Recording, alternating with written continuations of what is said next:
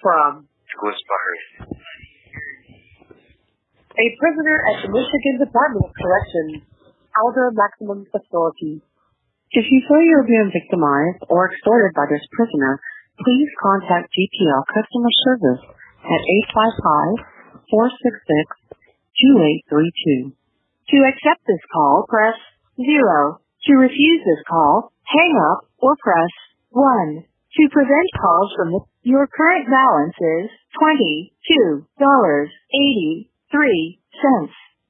This call is from a correctional facility and is subject to monitoring and recording. Three-way calls are strictly prohibited in a violation of NDOC policy. Thank you for using GTL. Hello? Hi.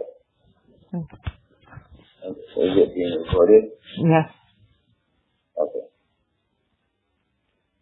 My name is Nicholas.BAHRI. I am the convicted. This is to the Michigan Court of Appeals.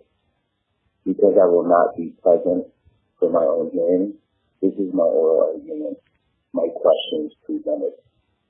As the higher court, why is lying, assuming, and giving their opinion like facts so devastating? And why is doctoring evidence and then introducing that heavily doctored evidence into an official proceeding so devastating? And why is conspiring with my paid defense attorneys and hiding reports, real evidence, so devastating? To understand those questions that all have to do with my case, I would first like to reference a case very similar. The case I will be using here today as an example is United States versus Iraq. The Iraq War was executed primarily on U.S. claims that Saddam Hussein had weapons of mass destruction. But was that even true? Or was there a bigger problem? How did politics play a part? Was the oil an incentive? Did the presidential election become a factor? Did personal gains become the motivator? Or was that war fought solely on revenge? But when you hear Al-Qaeda and weapons of mass destruction, you learn a few words can feel the deal.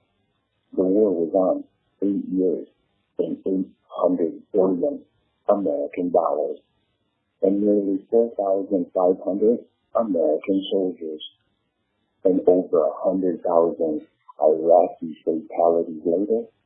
It becomes shocking and very enticing to consider what might have happened had the U.S. applied the facts of those claims and admitted they did not in fact know them to be true, which would lead to this fact.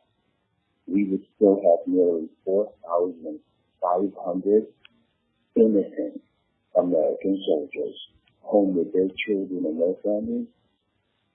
And I am just highlighting our similarities. Breaking news in the triple murder case, one police department have obtained surveillance footage of Nicholas.BAHRI shooting TUKOYO, the driver of his Greenfield residence. Thank you so much. That concludes our news for today. That was our news? Yes. Advertising police lies. I read the newspapers highlighted like a policy. On TV, advertised like a commercial. Nothing but lies. And it generated a nasty and scary spike of hate. Not just for me, but for my family as well. Promoting false information is identical to the spread of deadly bacteria. The Warren Police Department and the Macomb County prosecutors transferred that deadly bacteria to the news in hopes it travels to my family, my jury, and all the humanity. Nothing more than half-cocked guesses, made-up stories, and lies posing as fact. Then, the editing of my parents' surveillance system to make it become visible. I shoot my friend, drag him out of the car, and roll him into the back seat. That's the definition, the freaking definition of deadly bacteria. But why? Why? Because lies to greed. That is the root problem that led to other problems. The more complex a problem is, the harder it becomes to understand. It can be useful to gather facts, but to reliably measure the cause, you need to get beneath the facts. Why are government officials lying? Incentives